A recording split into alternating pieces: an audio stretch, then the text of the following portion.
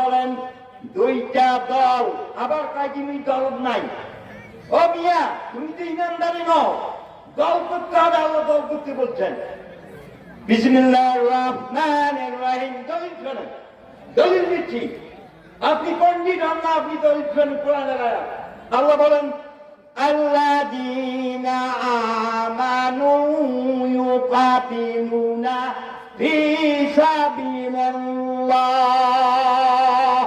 ওয়াল্লাযীনা কাফারু ইউকাতিলুনা ফি সাবিলিত তাগুত ফাকাতিলু আউলিয়া শাইতান ইন্না কাইদা শাইতানি কানা যায়ীফা।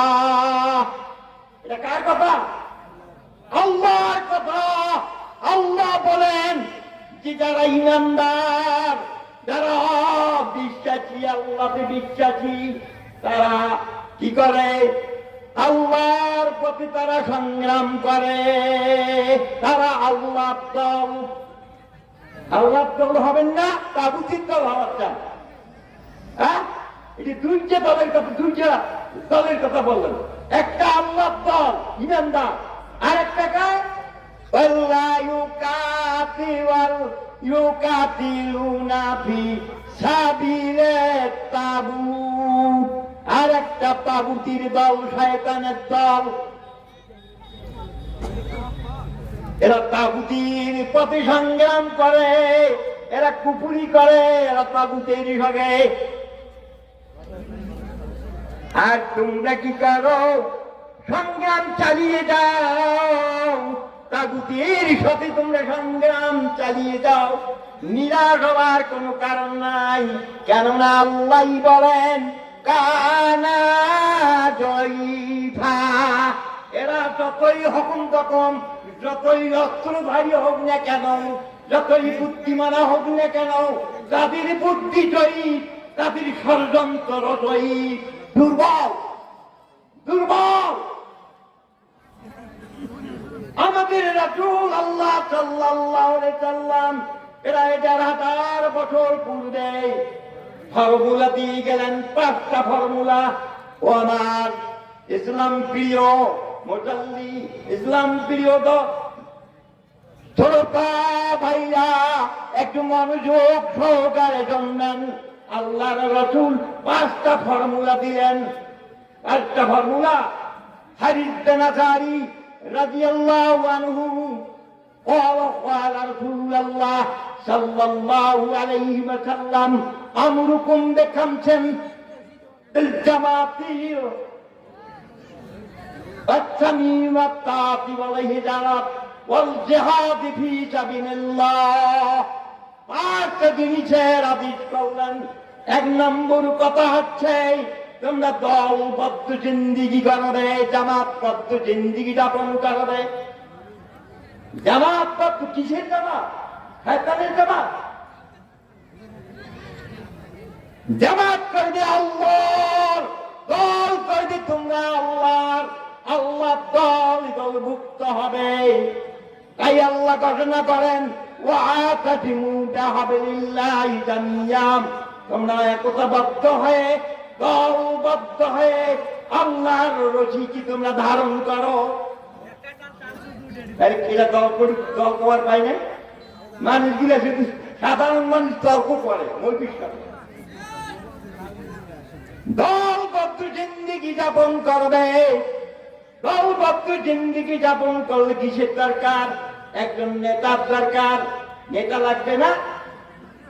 ইমাম যে নামাজ পড়ায়, ইমাম লাগে না? জামাতবদ্ধ নামাজ পড়লে ইমামের দরকার না? সব মুসল্লি যে এক ইমাম একজন, ওনার আদেশ নিষেধ মানতে হবে, উনি ইমাম।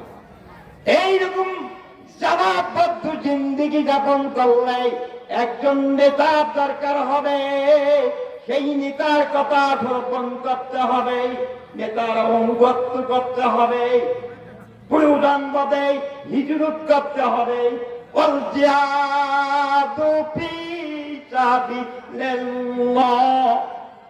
আল্লাহর প্রতি দিতে হবে, জিহাদের ময়দানে দিতে হবে।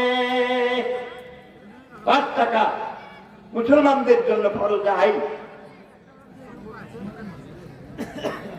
মান খারাজা মিনাল জামাতি কিদান শিবিরান ফাকাদ খালারি কাতাল ইসলাম মিনুকিহি ইল্লা আন ইয়ারজিয়া। যারা এই জামাত থেকে সরিয়ে যায়, জামাত থেকে সরিয়ে গেল যে আমি জামাত করি না, আল্লাহর রাসূল ফর্মুলা দিলেন তারা যেন নিজের গর্দান থেকে ইসলামের গণ্ডি ছিনিয়ে নিল, ফেলিয়ে দিল। কত বড় কথা! আজকে আমরা হাদিস কোরআন আমরা গবেষণা করি না, যার জন্য আমাদের এই পরিস্থিতি। তারই জামাত থেকে যারা সরে গেল তারা যেন ইসলামের গণ্ডি, উনুকিহি শব্দ, উনুকি শব্দ ব্যবহার করেছেন যে গর্দান থেকে যেন তার ইসলামের গণ্ডি যেন ফেলিয়ে দিল। আল্লাহ বলে, আল্লাহর রাসূল ফরমুলা দিলেন ইল্লা আন ইয়ারজিয়া। ওই লোকটা যদি বুঝে সুঝা করার পর তাওবাতান নাসুহা, তওবা করে যদি ফিরে আসে তাহলে তো ভালো কথা, তাহলে গ্রহণ করে নেবে। ওমান দাআ বিদাওয়াইল জাহিলিয়াতে, আর যারা মানুষ রচিত আইনের দিকে ডাকে, জাহিলিয়াতের দিকে আহ্বান করে, সেই দিকে যারা সাড়া দেয়, আল্লাহর রাসূল ফর্মুলা দিলেন। কি ফর্মুলা? ফাহুয়া মিন জুজা জাহান্নামা, তারা জাহান্নামে চলে যাবে। ওই নেতার অনুসারী ওরা জাহান্নামে যাবে। ওয়াইনসামা, যদি রোজাদার হয়, রোজা রাখে, ওয়াসাল্লাহ, যদি নামাজও পড়ি, নামাজ পড়ি, রোজা রাখে, দান খায়রাত সব কিছু করে, আল্লাহর রাসূল ফর্মুলা দিলেন যে তারা জাহান্নামে চলে যাবে। তাহলে বাবাজিরা, নামাজ শুধু নামাজ পড়িয়া জান্নাত যাওয়া যাবে এইরকমের কোন দলিল আছে?